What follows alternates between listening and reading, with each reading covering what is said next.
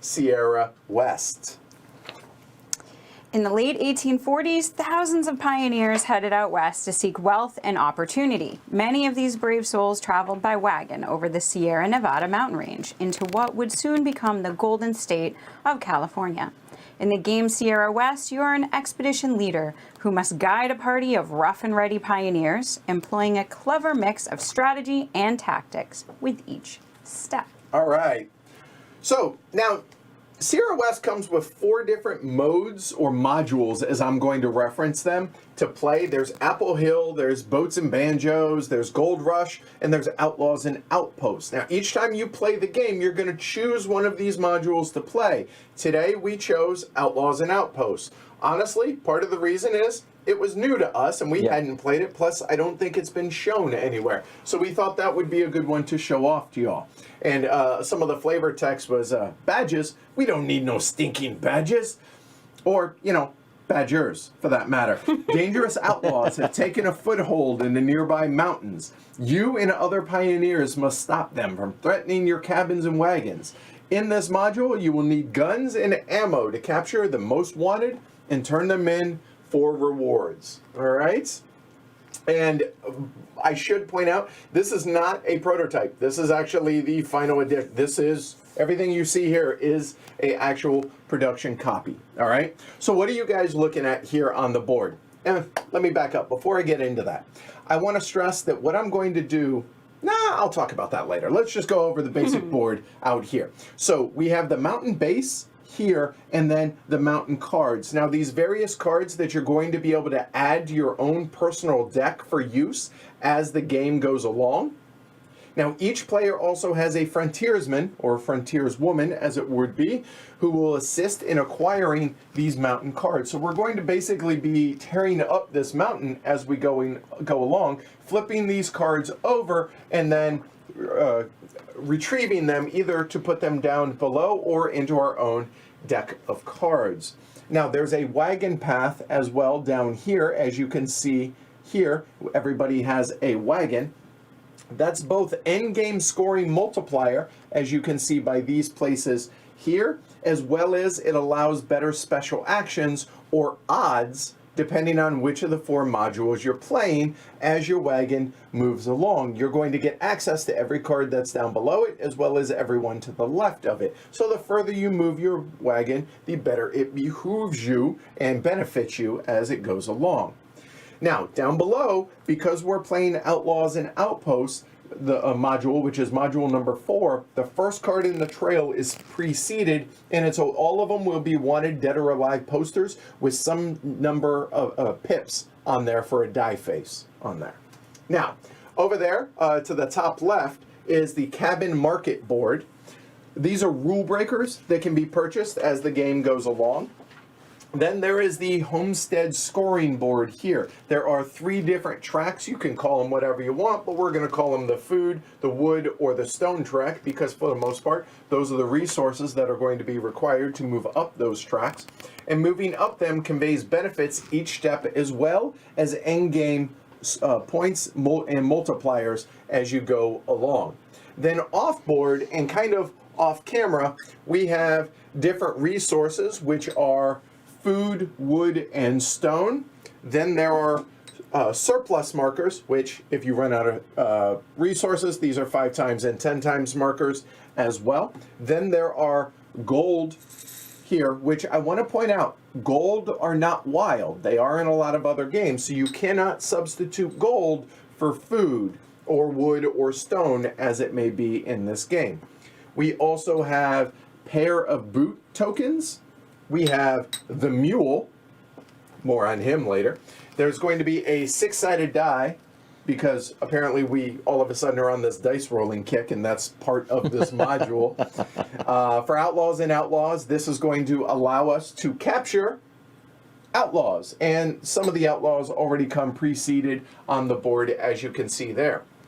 And module specific, we have the sheriff card and those aforementioned outlaw tokens.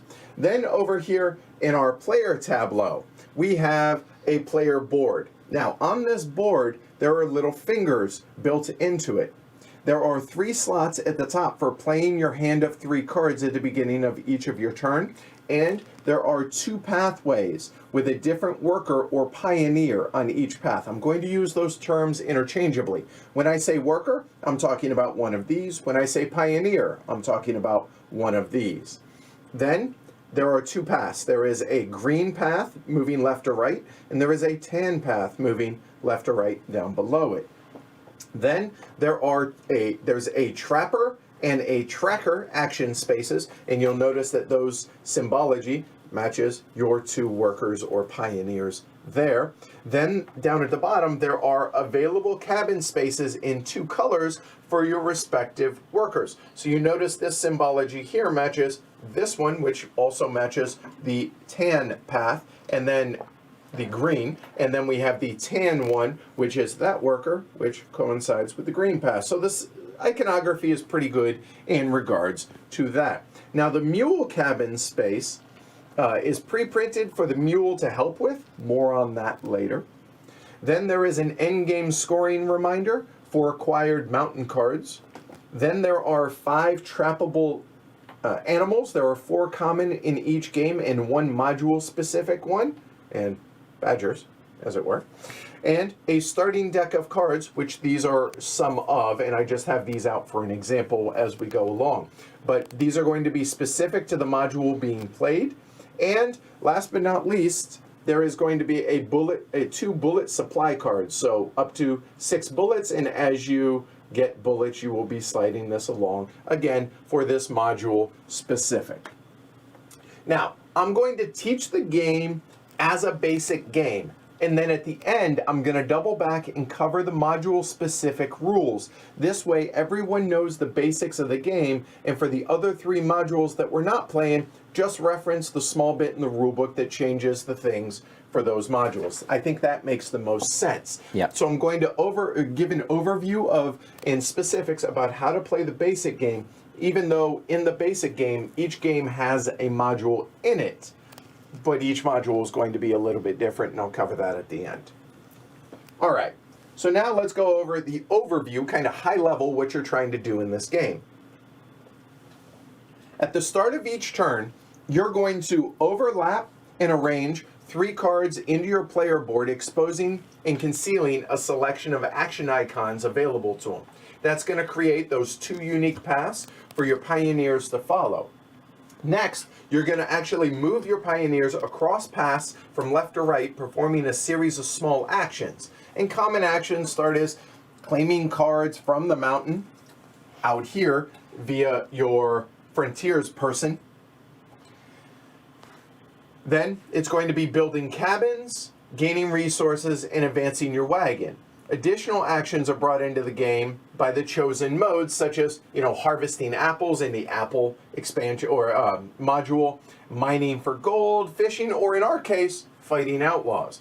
As your pioneers complete their paths, they're going to gain access to the action spaces on the upper portions of your cards. And note these arrows right here. On these, you're going to be able to exchange resources to advance your wagon on a trail, and the homestead tracks, or to activate other special abilities unique to the actual game module that you're playing. As the game continues and more cards are removed from the mountain, new actions are discovered. So as we take cards from up there. Each piece of the mountain is either a card that can be gained to improve your deck, meaning any one but these 5 specific that have outlaw markers on them. Any of the other ones will go into our respective decks. All of those otherwise will go down here for the wagon trail. As this row extends, more of the module's opportunities and challenges come into play. For example, in the Outlaws and Outposts module, this row is a series of wanted posters that make it increasingly easier to capture outlaws, provided your wagon is also moving along at the trail and keeping up. The goal of the game, obviously, like most games, is to score victory points. All the scoring is done at the end of the game, which happens when the 6th and final special card is removed from the mountain, which also gets placed down here on the wagon trail. So when that last one, meaning this 5 card, is placed down here, that will trigger the end of the game. Any players yet to take an action when the end game is triggered take their actions so that we all have the same number of turns. Then one final round is played. Then players move into final scoring. Now you're going to get victory points from claiming these mountain cards into your deck. The homestead markers are going to be multiplied by where their wagons are by these multipliers there. Then the number of outlaw tokens that you take, again, for our specific module. Then some residual victory points for paraboot markers and gold resources that you have left over. And you're going to lose victory points for any untrapped, or if you prefer unflipped. You notice the -3 on all of these animal tokens, as well as any empty cabin spaces. Notice the -3s on those. Whoever scored the most victory points at that point wins the game. So that's kind of high level what we're trying to do. Does all that make sense, at least on a basic level? Yep. All right. So now let's go into the details on how to play. As I said earlier, players are going to take turns in clockwise order, with each player performing all 3 actions or all 3 steps of their turn before the next player begins their turn. Each active player's turn is broken down into 3 different steps. There's going to be planning, pioneering, and then passing. So let's cover the planning step, which we kind of is already, in some way, already covered. Now each player is going to have 3 cards in their hand already from either a previous turn or at the start of the game. You're going to arrange and tuck these 3 cards into the top of your player board. But before we do that, and before we go over what we've already have set up here, let's go over the kind of the card anatomy so that you can understand what it is that you're looking at here, okay? So take a look at this card as our example. So the top right icon here is either going to be in the player color, and it shows what module, so Outlaws, hence the cowboy hat, and I'm playing yellow, so it's yellow, or it's going to be a star. A star references that it's one of these mountain cards. The only reason that actually matters is it's going to help with endgame scoring as well as sorting them at the beginning and end of game, okay? Then in the top center, there's a summit action for a worker to activate when they complete their path. And there are going to be various ones which we'll cover in detail as we go along. Now over here on the left center, these are possible animal icon for the other players to piggyback on your action to use their trapper action when they're the active player. Those are going to coincide with these tiles over here. Then at the bottom, there are going to be some number, usually, and I think it's always 5 icons. So there's going to be 2 on the green path and then 3 on the bottom. This one is likely to be covered up unless, yeah, we'll cover that in detail. These are path icons, as you can see up here, that will allow players to take various actions depending on how they arrange their cards during the planning step of their turn. Okay, so that's the anatomy of a card. Okay, so we have our deck laid out, etc. Now that we've gone over the cards, let's go back to how you arrange them on your turn. So you're going to tuck and overlap 3 of the cards into your player board to create a complete panorama of a mountain. You can see this right here, that it is right there. We have a nice little mountain panoramic view. So in other words, the top card is going to go behind the other ones. And when it does so, some of those icons are going to get blocked off. So where you place them is very much going to be the crux of this game, all right? It's also going to show 2 complete paths. You have a green path and you have a tan path. Once you have set your cards and made your decision, that's it. You can't move them till the end of your turn when they're discarded into your own discard pile. At this point, announce to the table what animals are available for other players to piggyback on their trapper action, okay? So in other words, I would mention, hey, I have a bear and a rabbit available for trapping. And we'll get into the details of that as we go along. That is the first step. Any questions on that? Nope. Makes sense. All right. The second step is the pioneering step. Now, this is the meat of the game, and where players are going to be taking actions that they planned via placing their cards into their tableau. Now, there are 3 options that a player can utilize and possibly do all 3 options during their turn and in any order, sort of. I say sort of because some of the options become unavailable once workers perform specific actions. And again, workers being these pioneers here. While there's no strict order of actions, as a general rule, they tend to follow this order. You can assign a worker to an available cabin. Then there are path actions after that, which is moving across down these paths. And then there are summit actions, which are going to be these actions up top. And for simplicity, let's say I have already built those cabins from a previous action. All right? So let's talk about assigning to a cabin. You can assign one of your 2 pioneer/workers if they're idle by your camp area. In other words, if they're not down here having done something on someone else's turn, if they're just hanging out up here, they can be assigned to their respective colored cabin. When assigned to a cabin, that cabin's special ability is activated, be it as a one-time use, notice the 1X, or as a ongoing effect as long as that cabin is occupied, okay, hence the infinity symbol there. Right. Now, usually, you're going to assign one pioneer to a cabin to assist the other one. So, for instance, I may go and place this one here to this cabin there to then assist this one to move down his path. That is the general feeling of how things normally work. That is not a hard, fast rule, but that's usually how it's going to work. Now, again, I want to make note the shape and the color of the cabin and the shape of the worker/pioneer. So this one on the tan track can man these 3 green cabins here, okay? Whereas the the green one can only man that one, and the mule can only man this one. More on him later. Does that make sense? Mm-hmm. Yep. All right?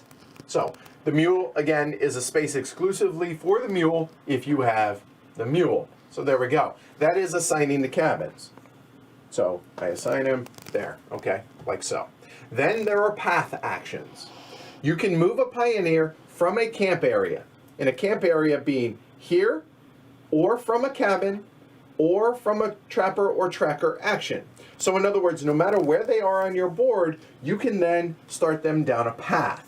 Note that each pioneer can only travel down their own respective path. So this pioneer cannot travel down that path. Notice again the shape. Those are different. So this one can only... Now, there are some cabins which are rule breakers that may break that, but for all intents and purposes, that's the case there.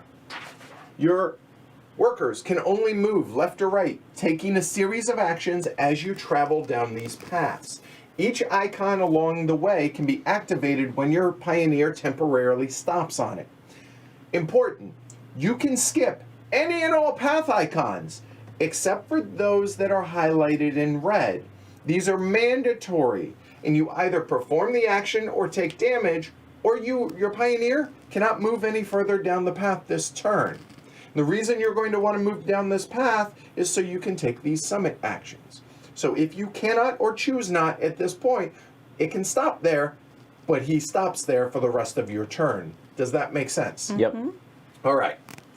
2 action spaces on the tan track, as you can see here, require you to pay 1 or 2 resources to take the action. Otherwise, you cannot take the action and you just skip it, unless it's outlined in red, in which you cannot skip it. Okay? For payment, you either pay food, wood, or stone, or if it's the double space, it's your choice to mix and match however you wish, any 2. And again, gold cannot be paid with that. Gold is not a wild resource. Right. This means any of the basic resources. Okay? It's also important to point out that you can mix and match movement down the 2 paths as you see fit. Meaning, you could move your tan worker, say, there, and then you could move him down along all the way to there, or all the way down the path, then this one, then maybe you pay the resource and you move that one, then you move this and go do a summit action. You can mix and match however you want to down there.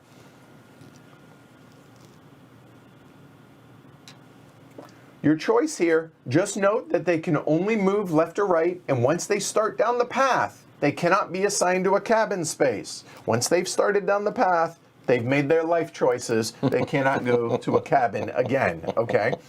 If a worker makes it to the end of their path, they then can be assigned to a summit action, which is really convenient. Let's go ahead and talk about the summit actions, okay? Now, each summit action can only be taken by one of your pioneers, so no doubling up no matter how much you may want to. Meaning, if this pioneer makes it all the way down his path down here and goes to this action up there, this one, if he makes it to the end, cannot take that action, but can only take one of those two actions, as you see there. Now, to perform the summit action, you're going to place your pioneer on it and then carry out whatever the action is. And once assigned to a summit action, that worker is finished for the remainder of your turn. And again, if a worker does not make it to the end of their path, maybe you just choose to stop for whatever reason, or you choose not to or cannot pay whatever on a mandatory space, that's perfectly fine. However, they cannot be assigned to a summit action in that case. In other words, make it to the end of the path, yay, summit action. If not, boo, sorry, no summit action for that turn. The mule, however, is a special animal, pun intended, okay? This doesn't apply to him. More on the mule later as we go along, okay? I'll come back to him, all right? So that is summit actions. Obviously, I'm going to go through the details of all of those here shortly. And then finally, passing.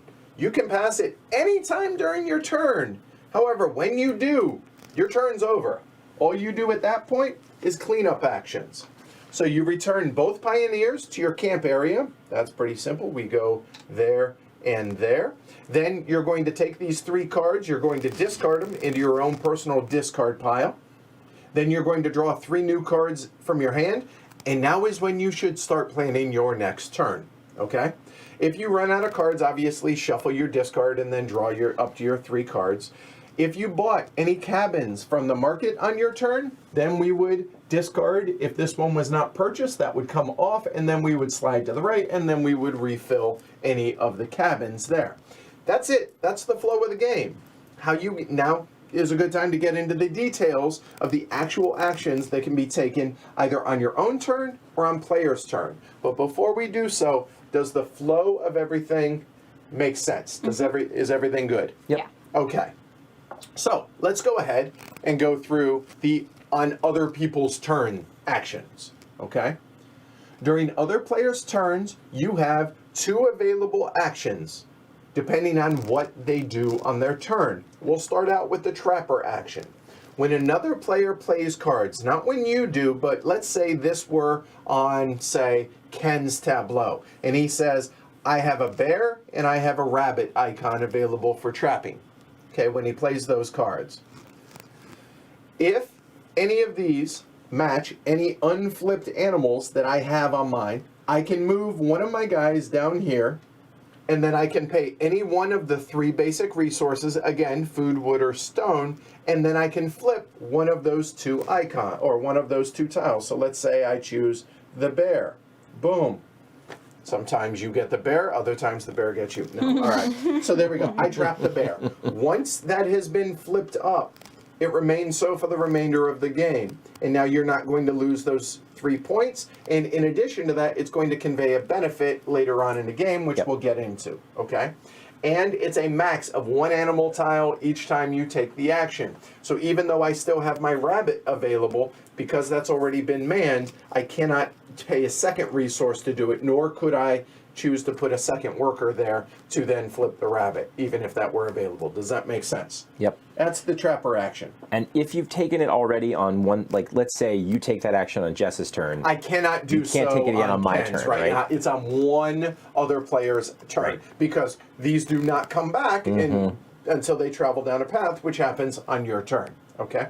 Good thing pointing that out. The other option is the tracker option. Same thing, either of your workers can be assigned here. When another player moves their marker up any of the 3 homestead tracks. So this here shows that somebody would be able to do that. We'll go over details on how that works there and again, these 3 tracks. When another player goes up those 3 tracks, you can go ahead and choose either of your 2 workers to come over here, and then you get one of whatever resource that track shows. So for instance, if Ken went up on there, I could then go ahead and get 1 food. But again, just like if I did so on Jess's turn, I could not do it on Ken's turn, just like on the Trapper action, okay?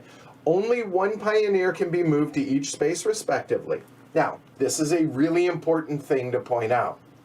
If done so, that worker cannot be moved down to a cabin during your turn. So if they are here, they can be moved to a cabin on your turn. If they are in either of these 2 locations, they cannot go to this cabin. All they can do is then move down their path on your turn. Never both with the same worker. So you can't do this on someone else's turn, and you cannot do this with the same worker. What I could do is maybe I piggyback there, and then this worker comes down to do that action, and then this worker can move down his respective path. Is that clear? I'm driving that point home because it's easy to be like, it's either or.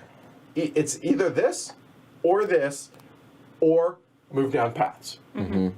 And move down paths, right. as it were. Okay? Does that make sense? And is that clear? Yes. All right. Excellent. All right. Now let's go over what you can actually do with all of these icons on your given turn. All right? So I'm going to bounce around from different icons. We're talking about the 2 paths here. All right? So if it shows a resource, whether it's gold or, say, food, in this case, or stone, there's also going to be a wood icon that looks a lot like, well, a log. Okay, like these. If you land on that, you get whatever's pictured. 1 or 2 it will be of that respective resource. Easy enough, I don't need to belabor that, let's move on. The next one is these boot icons. You'll notice right there. And there are single and there are also double boot icons on some of these as well. What those represent is they allow you to spend, whether it's 1 or 2, depending on what it shows, for moving either your frontiersman or your wagon. Now, we haven't really talked about either of those, so let me bring your attention to your wagon that looks like, well, a wagon. And a frontiersman looks like he's got kind of a coonskin cap on, I'm going with, because trapping, etc. All right. So let's talk about movement on these, okay? Actually, you can move them 1 or 2 spaces, okay, on moving those 2. So let's go ahead and talk about how you move those first and foremost. So moving a wagon, if you can afford to spend the boots. So in this case, let me show you this. To move past this line, you have to have it costs 1 movement and 1 resource. Again, it would be a food, a wood, or a stone. You discard it, and hey, great, I moved it to there. Not only will that give me access to whatever card is there and to the left, this being the first one, there's none to the left, but in addition to that, that's going to allow multiplier scoring for these at the end of the game. Right. This is really important. I do not want to undersell this. So, if I had 2 boot movement, I could then do a second if I then paid a total of 3 resources to move like there, etc., move along as it goes. If it shows particular resources, it costs those particular resources. So in this case, it's 1 of each of the basic resources. Again, you cannot sub in, nor can you use gold ever, whether it's this or whether it's that. Is that clear? Yep. And you'll notice that each of these movements now cost 2 boots. Double boots. All right, so you can do that, or you could move your frontiersman. Now your frontiersman moving is actually really simple. So on the base here, all of this space is considered 1 space. So you can freely move to, say, here, and then that's 1 movement, that's 2 movement. Or maybe I started 1, and I go to 2, however I want to, all right? And we're going to go into what that means and why you're going to want to move your frontiersman here shortly. If you wanted, if you had 2 movement, you could do 1 movement there and 1 movement there, paying the associated resource, etc., etc. Pretty simple for movement. Any questions on movement? Nope, makes sense. Okay, so that is the boots. So next is the shovels. Now, the shovel, you'll notice, is actually over here. To actually be able to do that would cost me 2 resources to take that shovel action as my worker moves along. If I chose not to do it, I don't have to. I don't have to pay anything. I could skip it and just make it to the end of that path. Okay, easy enough. Now, the shovel, you can choose one of 2 options. You can either build a cabin down here, or you can claim a card. So now let me go ahead and direct your attention up to the cabin display. Normally it would be full, but we took a couple for the example there, all right? To be able to claim a cabin from the cabin market, you're going to choose one of the 4 face-up cabin tiles, obviously. Then you pay any additional cost that's printed below the cabin. Okay, so as you can see, not only a shovel, but it may be a double boot symbol, it may be a resource, the most expensive one. Exactly, etc., etc. Then you're going to place the cabin on a vacant cabin space on your player board that matches its color. Green ones go to those 3 spaces, tan ones go to that one. Nothing will ever cover the mule. That is pre-printed and that stays there, okay? Now, if the cabin tile that you took from the board was not the rightmost one, that will discard and then we will immediately refill, because it's possible to be able to claim multiple cabins on one turn if there were multiple shovels on your cards, which is possible to be able to do so. So you may do that multiple times, so the market will refresh immediately. Immediate. That's a good way. Yeah, words. There you go. So any questions about claiming a cabin with a shovel? Okay.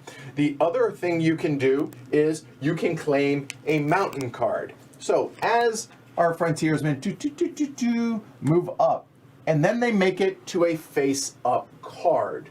Okay? You can claim a card, but you can only do so if it's a face-up card. So these are overlapping cards, so it makes sense you can only take the ones that are face-up. So you take that, that's the only one that's available. When that is claimed, this one will immediately flip face up, etc., etc., okay? You move your frontiersman directly to the mountain base when you do so. So I say, I'm going to claim this card. Yeah! Comes all the way back down and starts back over at the base. If Jess was hanging out with me as well, we both make it back to the base. The good news is, if I claim that card, she gets a double boot token that she can keep in and to use whenever she wishes to use so, okay? That is kind of her consolation prize for being kicked off a card that is about to get claimed, okay? Then take that card from the frontiersman was on and then place it either into one of 2 places. You either place it under the top of your draw deck or the top of your discard pile. So if you want it next, great, put it there. If you don't, and you want it for later, put it into your discard pile. Then, after removing the card from the mountain, either 1 or 2 cards will be uncovered completely. Turn those face up. Pretty self-explanatory, I think, and pretty obvious. Okay? Now, if, let's say, I were on this card, Jess were on this card, and say, Ken, we're on that card, okay? And I claim this card, that would, Jess would get a double boot token. I would not, because I'm getting the actual card. And then when that card gets claimed, this card's going to flip over. Ken stays on it, okay? Mm-hmm. It's just, hey, bonus, Ken anticipated this happening, so now it's face up. Now he can claim it with a shovel action on his turn. Does that make sense? Yep. Okay? So that is the shovel actions. Pretty simple. Any questions on those? No, makes sense. All right.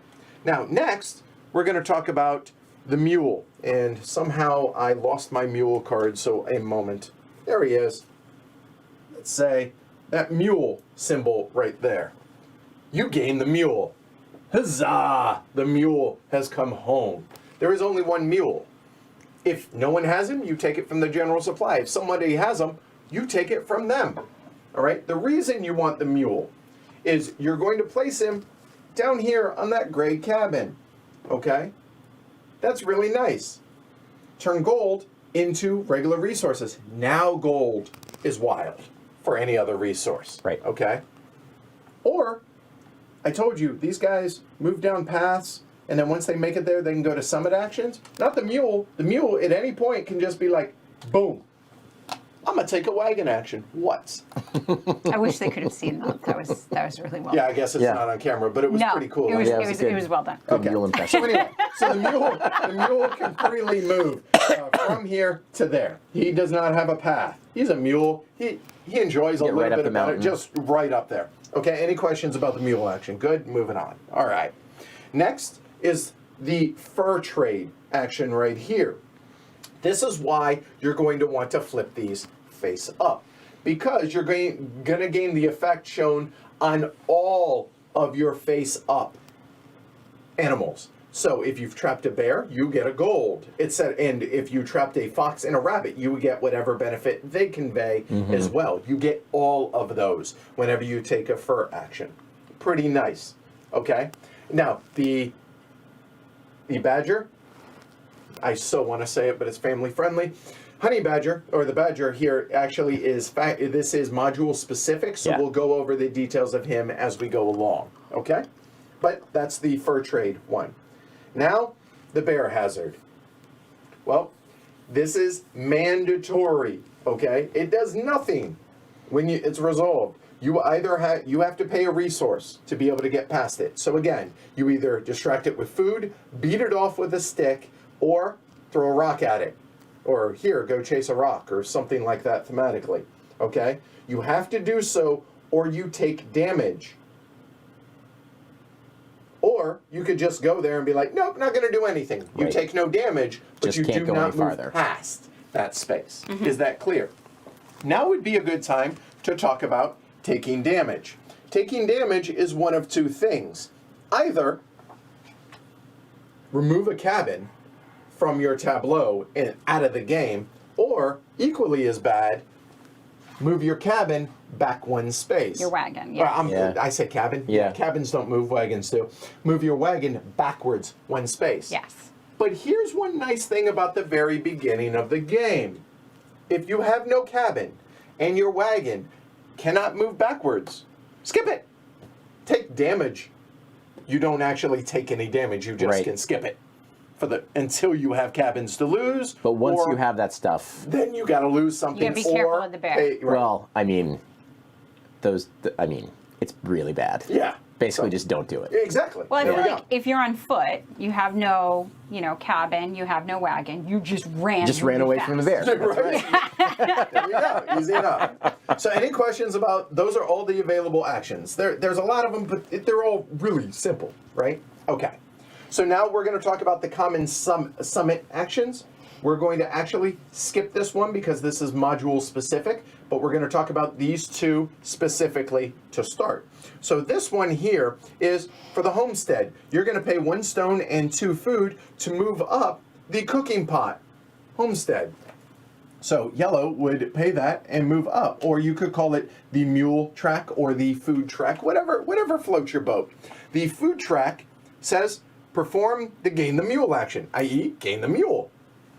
Obviously, nice. Steal it from whoever has it. The wood track, gain a pair of boot tokens. That's 2 movement whenever you want, or a point at the end of the game. And the stone track, gain a gold, which is, again, if you have the mule, it's any resource. If not, it's a point at the end of the game, or whatever gold can be used for. Wagon track. Right, which we're about to talk Yeah. about. And this action is the advance wagon. Spend the resources shown above the arrow to advance your wagon 1 space to the right, ignoring the printed costs. So, you need 2 boots and 3 resources? No, you don't. You need 2 gold. Boom. Done. Easy enough. And again, there's that. But that's it. That's the whole game. Okay? Except for the specific modules. Right. So, let's go into final scoring and talk about how that works. Okay? The game end, again, is triggered when the 6th, the V card here, is actually down here in all of those. We're going to randomize turn order. Everybody will get the same number of turns. Then everybody will take 1 additional turn. Then we go into final scoring. Okay? Mountain cards. So any mountain cards, notice the star on it and the little pistola. The star shows it's a mountain card. That is going to gain you victory points based on how many of those you have acquired, as you see here. Then you're going to multiply each homestead marker by wherever your wagon is and multiply it by that, score that many points. You're going to get 1 point for every gold left over in your supply. You're going to gain 1 point for every pair of boot token in your supply. And then you're going to lose 3 points for each animal that is not flipped over or untrapped or unflipped if you prefer, and any empty cabin space that you have. I should also point out, cabins are for life. You cannot overbuild, nor can you discard a cabin unless You it's intentionally to take damage, yeah. Okay. Then you're going to score any points from the module that you're playing, and then highest score wins. And that is how you play Sierra West. But now, real briefly, we're going to go over Outlaws and Outposts, which is module number 4. You're always going to play with one of the modules, 1, 2, or 3, or 4. So we're playing with 4, and here we go. There are 12 outlaws set up on the outposts out here. Okay, as you can see, there are 12 tokens out there. As you remove them, each card uncovered gets flipped into the row below as a wanted poster down here. Okay, this is going to increase your shooting odds, it says, to be able to claim or capture those outlaws. After the final outlaw has been removed from the mountain, the outpost card marked 5 is going to be flipped. That will trigger the end of the game, okay? Not all of the outlaws are removed, have to be removed for the game to end, though. I do want to stress that. The end of the game is still triggered as soon as the final card is added to the row here. Outlaws are going to score you points equal to the multiplier of your wagon's position. Have I stressed well enough how important it is to not neglect your wagon along the wagon trail, okay? Now, let's go over some of the specific icons that are on there. If you can hand me that card, and I will show everybody at home what that looks like. There we go. So take a look at this card. Now, there are icons on this that we have not gone over because these are module specific ones. So here we have 1, or there will be 2 bullets, or there will be bullets showing loading a 6-shooter, okay? What those represent is you're going to be gaining bullets. And earlier I mentioned that everybody has an empty cartridge holder here with up to 6 bullets. If it shows 1 bullet, you uncover the next one. You gain 1. If it's 2, you gain 2. If it shows the loading a 6-shooter, you up to 6. You're maxed at 6 because your 6-shooter can hold 6 rounds. Kind of makes sense. Okay? The sheriff icon there says you get to take the sheriff card. Okay? Looks the same on both sides. Doesn't matter. There we go. I'll go and keep this on here so you can see that. All right? Now, again, just like the mule, you'll either take it from the supply, or if another player is currently the sheriff, there's a new sheriff in town. While you have the sheriff card, it adds 1 to every die result that you roll when we go to try and capture outlaws. So that's a +1, as you can see right there. And if you capture an outlaw, you gain a gold when you do so. Kind of nice, okay? Obviously, if you have the sheriff already, it does nothing because you already have the sheriff, okay? All right, and it's worth 3 points at the end of the game if you have the sheriff. Okay? Yep. Easy enough? All right. Now, let's go talk about the icons. There are 2 different, and I'm only going to show you guys one. They look somewhat similar, but we'll talk about this for a summit action here. This is, you're going to spend any number of bullets, but you do this one at a time because you never shoot more than you have to, okay? For each bullet spent, you're going to roll the 6-sided die there. If the number you roll is equal to any of the die faces along your trail. So if you were here, you can roll a 6, you're good. If you were here, whatever 2 cards may be below this, if they are uncovered, you can roll those numbers. Then you get to capture an outlaw, okay? With the lowest number meaning the highest up. So these will always go in that order. Does that make sense? Yep. Okay. And it's, as I mentioned earlier, it's going to be worth points at the end of the game. If you have the sheriff card, again, +1 on your die roll. So if you rolled a 5 or a 6, as it were, as long as your wagon were at least to that first space. Right. So you can't capture outlaws until you you've move your wagon. at least moved your wagon 1. All right. Important to note, once you've captured 1 outlaw, that's it. Stop. You cannot capture more than 1 with that action there, okay? Now, if you had 2 of the same actions up here, you could do that twice. Those are different actions, provided that you had both your workers making it to the end or your handy-dandy, useful little mule. He also, okay? Does that make sense? Yep. Okay? Now, if you fail to capture, remember, you either run out of ammo, doing it one at a time, or you choose to stop. You take damage. Lose a cabin or move your wagon back 1 step. That's nasty. Yep. So make sure that you like your odds. It's always voluntary if you choose to take that action. Now, there is another action that it has a crosshair here that looks like kind of a marksman, so it's as if it were a rifle. So it looks just like this, though. You spend 2 bullets, and you automatically capture 1 outlaw.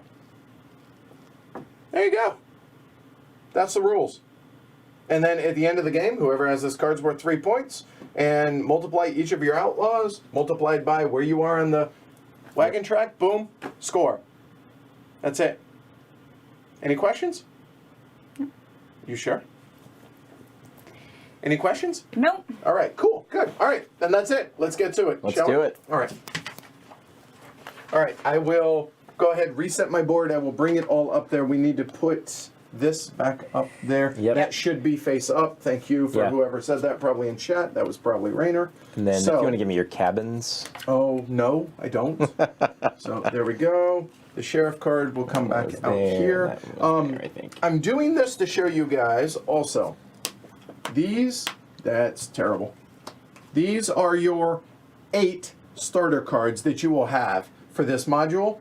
In addition, you'll have 1 more. Yep. So what happens is we're going to take these 8 here, we're going to shuffle these up, and then the module 1 goes face down to the bottom of the deck, okay? And I suppose you want me to... Yes, please. You know what? And I did not mention this guy. Gives you 2 bullets, or you become the sheriff whenever Whichever you That's choose, the bonus for the skunk, or for the badger. For honey badger, when you don't get the give fur a- trade thing. Right, exactly. Yeah.